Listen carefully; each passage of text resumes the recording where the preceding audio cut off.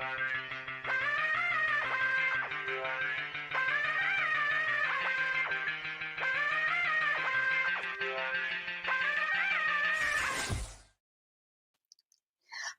everyone. Good evening, and welcome to this very special edition of Be Heard Talk. This is the place where we talk race, politics, and culture, and we do that all from a very unapologetic, very Black perspective. Happy Thursday, everyone. And even though we do these shows normally on a Sunday afternoon, we had to jump on today for a special edition because there's a lot to talk about.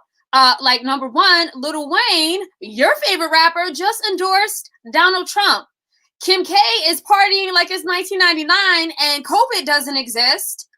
And there is a number of people are actually going to the ballots. And on top of that, there's a lot of chaos going on in Philadelphia in the light of the death of Walter Wallace. So we have a lot to talk about. My name is Selena Hill. You can follow me at Miss Selena Hill. I'm a multimedia journalist and the founder of Be Heard Talk. And I have my two favorite co-hosts here with me to talk about these discussions. And of course, if you want to let your voices be heard, leave us comments. We will be taking and reading your comments all night. So let me kick it off with my first co-host, Stanley Fritz. Hey, what's going on, y'all? This is Stanley Fritz, your favorite former engineer on the PC 1s and 2s. Now we're on the StreamYard 3s and 4s. And you know what? Selena's got it covered. But for my day job, I'm the New York State Political Director at Citizen Action of New York. And when I'm not trying to save the world through policy, I'm talking smack in my writing. You can follow me on medium.com/StanFritz and check out my writing on Let's Not Be Trash. Happy to be here today. Happy to see you as well. We also have with us Tammie David. Howdy, y'all. Happy Thursday. Since we can't do Thirsty Thursday in real life, go to a club, drink, talk smack. Here we go on the, I guess, StreamYard 3s and 4s. Okay, Stanley. Happy to be here with y'all today. I know that we typically vibe on a Sunday, but I don't know. The evening feels so problematic, dare I say it. So leave those comments and maybe we'll respond to you. We definitely will. So again, guys, keep the comments coming. Let us know what you're thinking. We're actually going to start this show with some breaking news. Not too long ago, your favorite rapper just tweeted that he is endorsing President Trump. We actually have the tweet. I want to read this to you guys about what Lil Wayne said.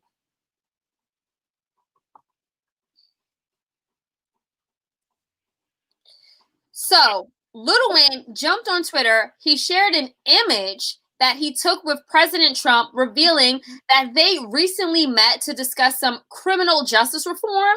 And Lil Wayne is now praising Trump's platinum plan. So this is the tweet. This is the caption of the tweet. This is what it says. Just had a meeting with the real Donald Trump.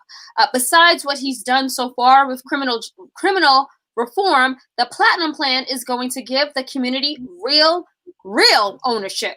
He listened to what we had to say, and he assured he can get it done. So again, you guys, honestly, when I first saw this tweet, I was like, hold on, is this like, I thought the picture was mocked up. I didn't think that was a real picture. And I tweeted, I was like, hold on, is this a real thing? I couldn't really tell. Tammie, what were your thoughts when you saw this breaking news a few hours ago that Lil Wayne has endorsed Trump for president and they're taking pics together? Well, we all know Lil Wayne is off the lean, so honestly, I'm not that surprised. The guy, come on, he's made a career off of doing drugs and making poor choices. Now, as someone who also likes to do drugs and make poor choices, never that, okay? Never, ever should someone like Lil Wayne and his sort of clout and following be caught out here looking like Cleophas the coon, talking out the side of his neck. I'm so curious to have Stanley gather him because I don't have the policy wherewithal like you do, but I will take one from your book and say that is coon behavior. Strong words. Yeah. Stanley, you are the one who actually told us about Lil Wayne endorsing Donald Trump a few hours ago. How do you feel about this? And do you still respect Wayne for being the legendary rapper that he is? You can be a legendary rapper and an idiot when it comes to policy and politics. The fact of the matter is I'm pretty blown away that Lil Wayne couldn't seem to read any of his Young Money contracts, but he could read the Donald Trump Platinum Plan. I'm disappointed. I'm disgusted.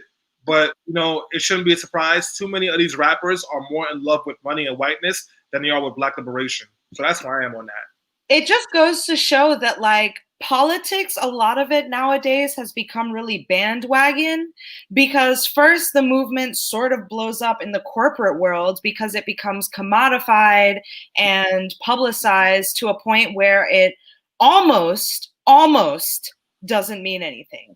And now we have rappers like Ice Cube and all of these random people who haven't done a lick of analysis or spoken to any groups on the ground doing the work, like Stanley says about Ice Cube, that are just joining the bandwagon of support. And for what? These are men who have too much money and, again, too much of a following to just come out of the blue and endorse someone like this. Read about him, understand what he's about.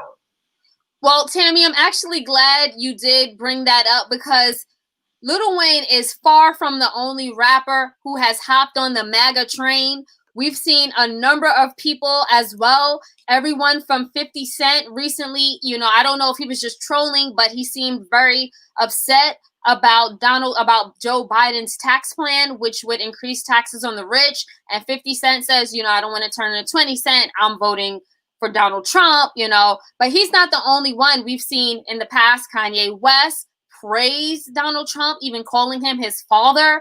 On top of that, Waka Flocka has also endorsed Donald Trump, and Lil Pump. And I want to actually talk about what Lil Pump said, because he jumped on the bandwagon earlier this week as well. He posted a video to his Instagram story, a profanity-laced video at that, and in it he was bashing Joe Biden, and he said, I can't repeat all the words, but this is basically what he says. All I gotta say is Trump 2020, B. F, I look like paying extra 33 in taxes for Biden's BAN. F, Sleepy Joe, and Trump 2020, B. So I do just want to throw it back to you, Stanley, because, again, a number of rappers are jumping on the MAGA train. What is going on in 2020? Well, I mean, I know you try to censor what Lil Pump was saying, but I listened to the whole video, and it didn't make sense when I heard him saying it either. So don't feel too bad for having to censor it out. Lil Pump is white, so he has no business even why being... is he using the N-word? If Lil Pump is white, why is he using the N-word? Because no one has beat him up, and they should. White people should not be using the N-word, period. If you do, you should get punched in the face. That's a pretty simple fact. And because he profits off of Black culture. Why wouldn't he use something inflammatory from our culture to garner views and support? Mm-hmm. There's way too many people who get to be guessing here and act up with no accountability.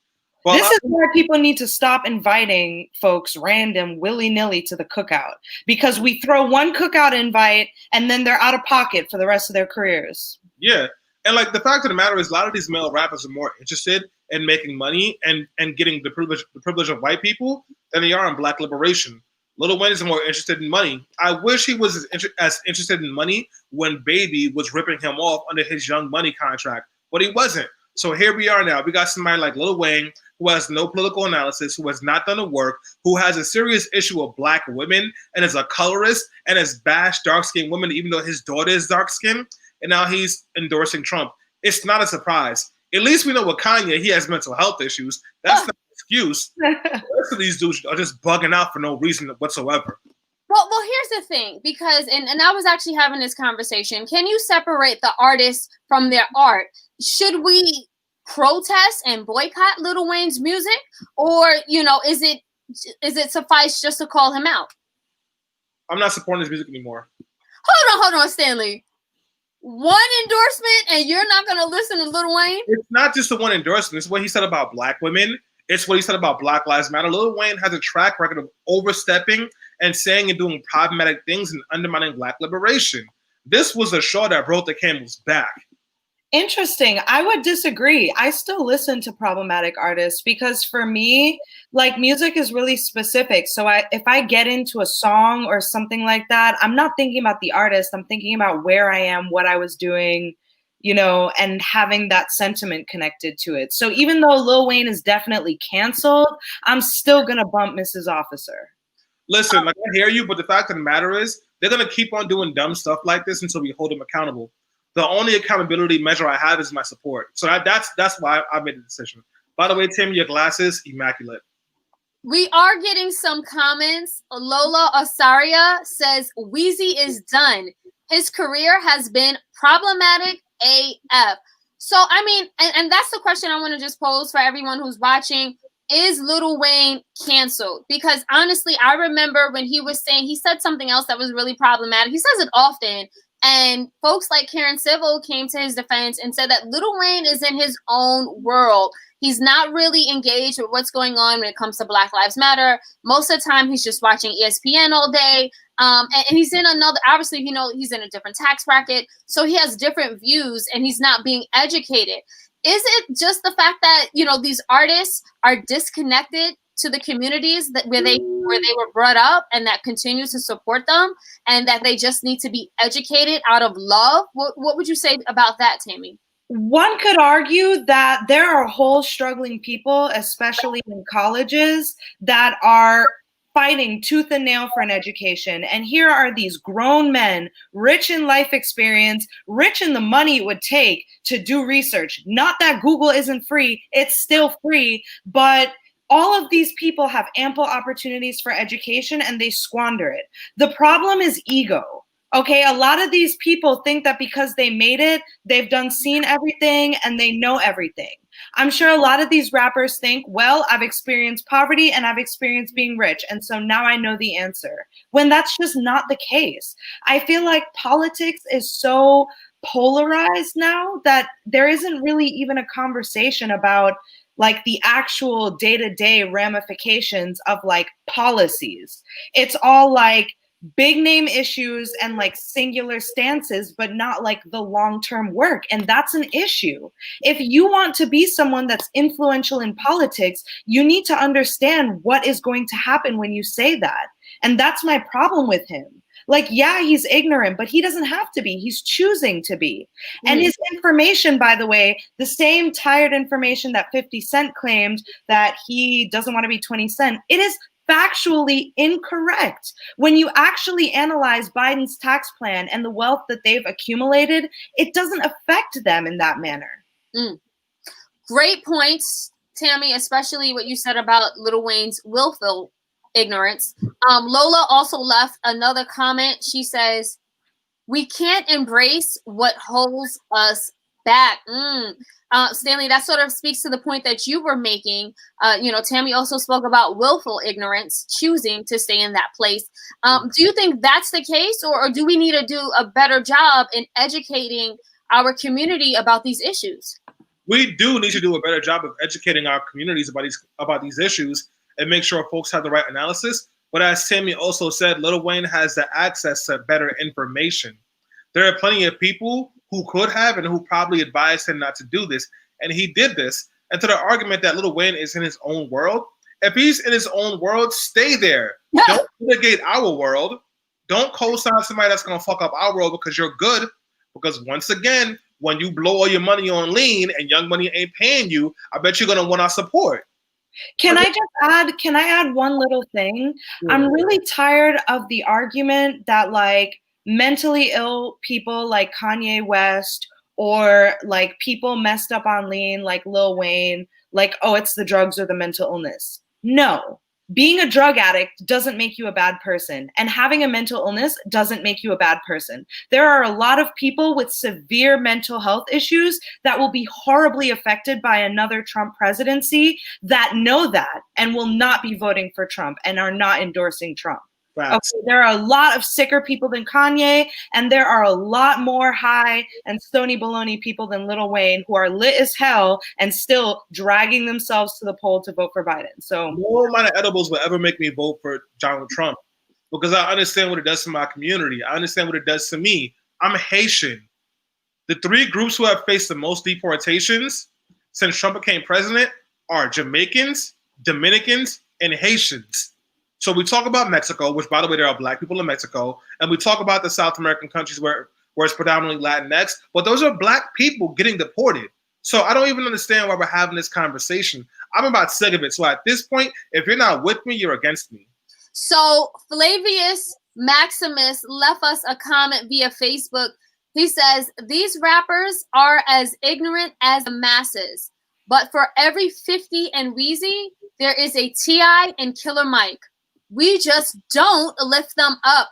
Great point. I would actually argue against that. We're not lifting them up. Like, I love and adore T.I. and Killer Mike. I feel like they've taken a prominent stance by aligning themselves with the Black Lives Matter movement. They've rallied with Until Freedom.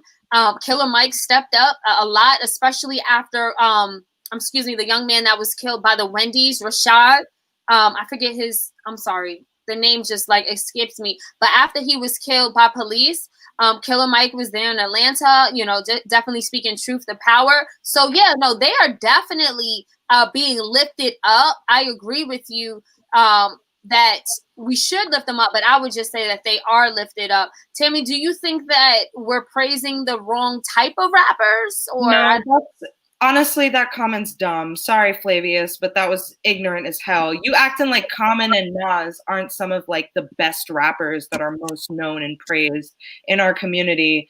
And you're acting like Jay-Z doesn't get mad clout for like any sort of black activism that he does. We do uplift the good ones. It's just that statistically speaking, most people in America are complacent. And so it would make sense that most of our artists and most of honestly anyone in any profession are complacent. No, that's just like math. Stanley, what's your take on this?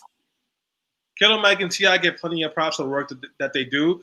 They also get called out when they say things that are problematic. It's not an issue of us not giving these people love. I think we are giving them love. I think it's an issue that even with those two, they don't always necessarily do the homework or talk to the people or try to be accountable to the people who have been doing this for a long time. I have a lot of respect and appreciation for Killer Mike and T.I., and I think they're folks that we should listen to and work with, but they should also take the lead of the black women who are leading this movement. For sure. All right. Well, we can actually wrap here unless there are any other thoughts on the latest rapper to join the MAGA train. I tweeted, who's next? Remember that video? Remember Hip Hop Harry's video? Who's next? Because I'm just like, who's next to join the wagon? Like, it's literally a few days out from the election, and Trump is pulling all the stops to try to get the black vote. We know that the black voters are a key electorate in this election, and that Donald Trump is projected to, I think, earn about 17% of black male voters this time around. In comparison, I think it was 14%. So for some reason, even though the last 4 years of our lives for most of us have been horrible, with the pandemic, immigration, etc., people are still like, go MAGA. It behooves me. Seriously. Really? It's the moment. I think that's what happened. Sorry. I don't know if this is the time for my lefty rant, but this is what happens in a two-party system. There aren't options that are applicable to enough people. And so honestly, I understand why people are leaving the Democratic Party. We had a whole show about this, Democrats are consistently disappointing, and it makes sense that black men, yes, black women, I think, are the most vulnerable demographic in general. There's a huge spotlight on the lost lives of black men right now, and it makes sense that even though a lot of y'all won't admit it, black men are scared, and Democrats aren't doing anything. Republicans are desperate to win again, so they're just trying to go to whoever will listen to them because it's clear there needs to be a change. But sorry to tell you, man, the devil won't give you that change, all right? Well, Stanley, Tammie brought up a different point. Is it that Democrats aren't doing enough to reach people of color, particularly black men? Is that why they're being courted and attracted to Trump's campaign? Yes and no. No group is doing enough to reach out to black men, but the Republican Party doesn't give a damn about black men or black people. They just want to sow enough confusion that the black turnout is low. And a lot of these black men, quiet as it's kept, they're not voting for Trump or leaving the Democratic Party because they don't have enough options. They're supporting Republicans and not supporting Democrats because they want the same privileges that white men have had. That's what that's about. That's why Ice Cube did that thing with Trump, because Trump gave him FaceTime when Kamala Harris wouldn't. That's why Lil Wayne is supporting Trump. That's why a lot of these male rappers are supporting Trump or saying they don't want to be with the Democratic Party. That's why a lot of black black male voters don't want to be with the Democratic Party, because they don't like the systems of racism, but they want the same power and privilege that white men have had.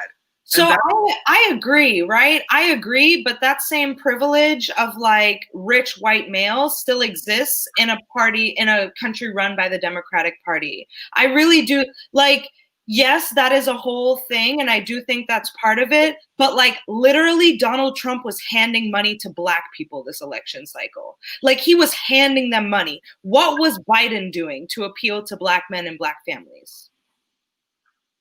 I'll wait. He put out a proposal for a plan for black people called Let There Be Voice that was going to promise to invest billions of dollars into small black businesses. And but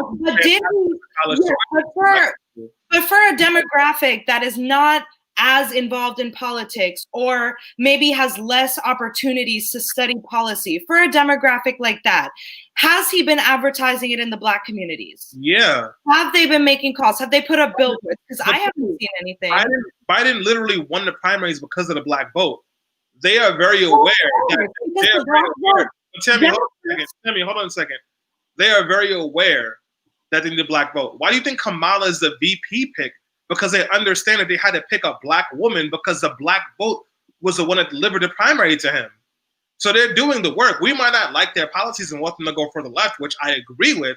But the fact of the matter is they need a black vote. And then also, and I was having this conversation in Clubhouse earlier where folks are talking about the black vote and why people always go back to the black church, even though in my opinion, it's curtains for the black church as a political entity, is because the way that you push your demands in a concerted way is through organization.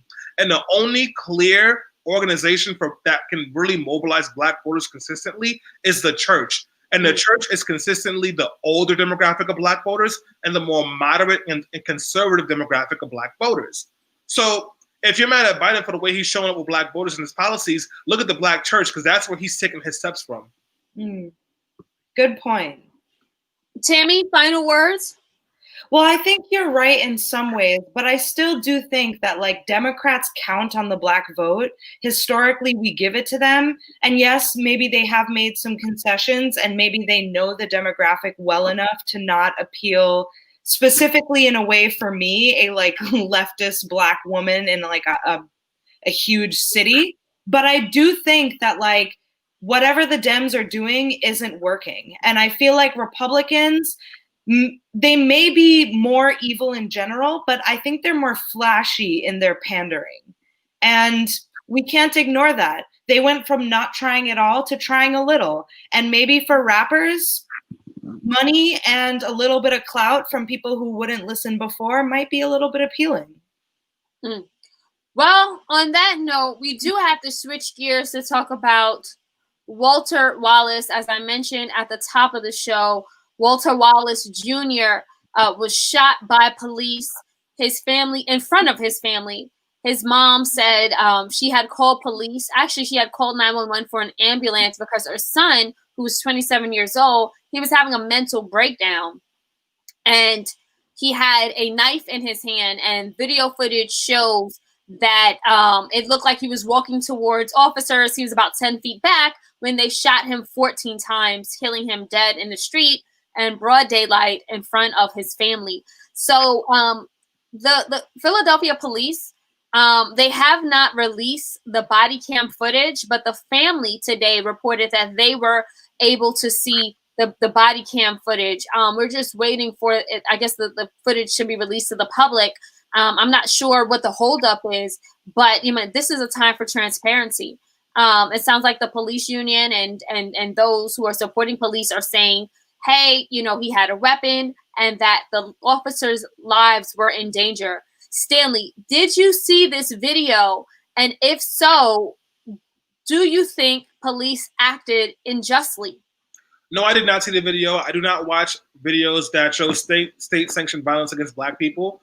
I'm off that. I don't want to look at it. Anyone who wants to look at the video, that's fine. I can't do it for my own mental health and peace of mind. Whether he had a weapon or not, police go through all this training and they don't know how to deal with somebody who's having a mental crisis. You had to shoot him?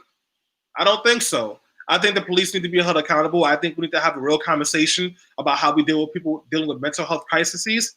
And if it was a case where the police felt like they had to defend themselves because their lives were in danger, why not be accountable and say, this is something that we feel deeply bad about. We messed up. We want to do better. And this shouldn't have happened. They don't do that. They withhold evidence. They don't provide information. And they go out into the streets and beat up protesters. I have no empathy for the police. Burn down the whole department.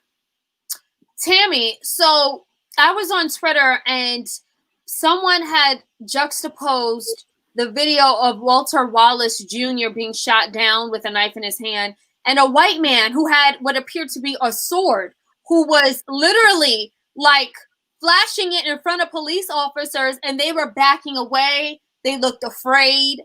I've also watched a video where a white man was driving a car and tried to run a police officer down. The officer had his gun in his hand and refused to pull the trigger, even though his life was clearly in danger. You know, what do you say to the latest case? This latest case? Honestly, it's not surprising. I know this sounds really cold, but I also don't watch the videos. I really don't care to. I'm tired of hearing these headlines. It doesn't change anything. It doesn't do anything. It's really unsurprising, the difference in how Black people and white people are treated by the police, but are we surprised? Like, the police is a system, the police state is a system of white supremacy. From its very conception, it has always been about targeting Black and brown bodies and bringing them to justice, to whom their owners, white men.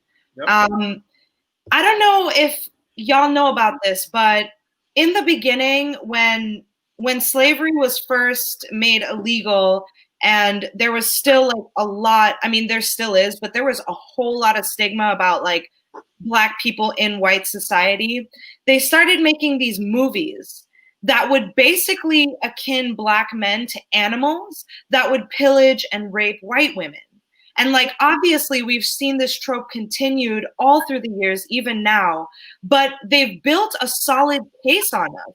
For mad long, we've equated Black men to danger and criminal behavior and scary and large. And so it is unsurprising that even though police are supposed to be protectors and they're supposed to have, you know, a certain amount of power and prowess, they still see themselves as defenseless because they're not looking at a Black man as a Black man in disturbance. They're looking at him as an animal, like a wild animal that will murder them. And what do you do to an animal? You shoot it because it's just an animal. And it's ridiculous the amount of times that this happens specifically to mentally ill people. Because people still, besides the whole stigma on Black people, there's also a stigma on mental illness and how to de-escalate mental illness. How is it that social workers can talk someone out of having an episode, but fully trained cops show up and suddenly a man is dead? Well said. Stanley, what are your thoughts? I'm with Tammie 1,000% on this one. I'm just sick of this. I'm sick of watching the videos. I'm sick of having to march. I'm sick of hearing that we fear for our lives. The fact of the matter is, if you're so scared for your life, go retire from being an officer and go be a gardener. Like what are we doing over here? I don't have the energy for it anymore. I'm out of words, honestly. Stanley, I mean, I get it. I think we all feel really frustrated and fatigued at this point because it keeps happening over and over again. But what should we do? I mean, it just feels like if we don't do something, will I be next? Will you be next? Like, who's going to be next? So I think what we need to do is a couple of things. One, we need to help folks reframe what safety looks like, because too many people think safety means police in your communities and people being thrown into jails and prisons. And the fact of the matter is, jails and prisons are just band-aids to larger societal problems. They're band-aids to the mental health crisis we have happening all over the country. They're band-aids to the gross income inequality that we have in this country. There are band-aids to the over 100,000 pending evictions happening in this country because of COVID. There are band-aids to the fact that our kids don't have quality education. So what you do is you make police and prisons the solutions, and those police and those prisons are embedded in white supremacy and violence. So we have to reframe what safety looks like. Ask yourself, what does safety look like? And once you figure out what safety looks like, and I guarantee you it will not look like police all over your community, with surveillance all over your community, and people all over in prisons. Once you know what that looks like, then we can fight for what we actually need. Tammie, what are next steps in your opinion? So I think we really, like Stanley said, we need to reevaluate what safety means. Personally, I think we need to start working towards abolishing the police as we know it and abolishing the prison system. Because think about it. It's literally been backed up by several federal courts that the cops don't actually have to protect you, right? Like if you call a cop to a crime scene, they don't have to come, and that's protected. And it's also been proven that prison doesn't actually rehabilitate people, especially dangerous people. In fact, it makes them more likely to commit crimes because when you come out of prison, you have an even harder time finding jobs or housing or whatever it is that honestly probably led you in there to the first place.